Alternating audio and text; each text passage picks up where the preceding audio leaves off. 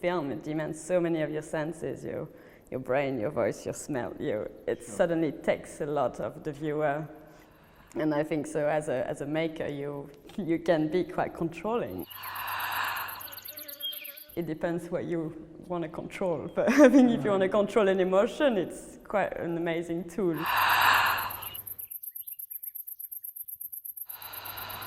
The French artist Laure Prouvost, who has worked in Britain for over 15 years now, has just won the Max Mara Art Prize for Women. And her exhibition is just opening at the Whitechapel Gallery. Her work has always discombobulated me. It's very funny sometimes and often works with language. This bread, misspelling Laure, before going in the oven was blessed 10 times by Saint Josephine as she was wearing high heels. And here, these are the high hills. Prouvost sort of sucks you in with her videos and installations which involve drawing and painting and injunctions to the viewer. She sometimes tells you to stop breathing, or you can smoke if you like. Just say I said so. These kinds of seduction of the viewer, it makes her work incredibly affecting and generous and funny.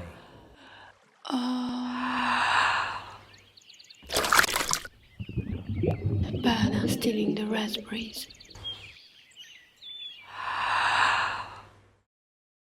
Just getting in a taxi to the airport, even in London, it was already, I had a bit of sun on my face, and I was like, oh, this is so pleasurable, it's just this moment of, I was like, I want to do something about this feeling, about emotion, and how, and of course it's very hard to get it through, but how do you express the sensation or the taste of the sun, Exactly. the taste of it in your mouth as well as in your brain, or as well as memories of connect, and all these things. So suddenly I was like, how do I do that? This voice is a soft shadow on your face.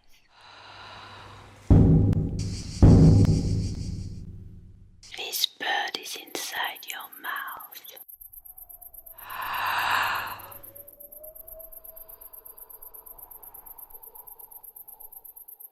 You are naked.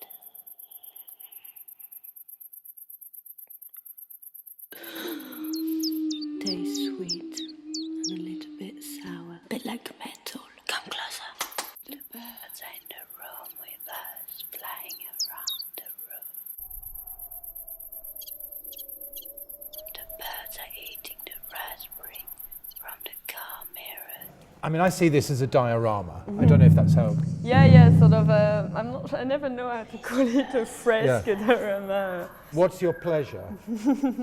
Yeah, it's full of little collages. It's full of just little directions of. It's more also this idea of what's real, what's not. So, the collage, you're not sure which one is actually a real collage, which is something that goes on top. And this was repainted from that, or is this Odalesque? I did print really big and then played on collage on top. I painted also a really big one, then I cut it off, and then.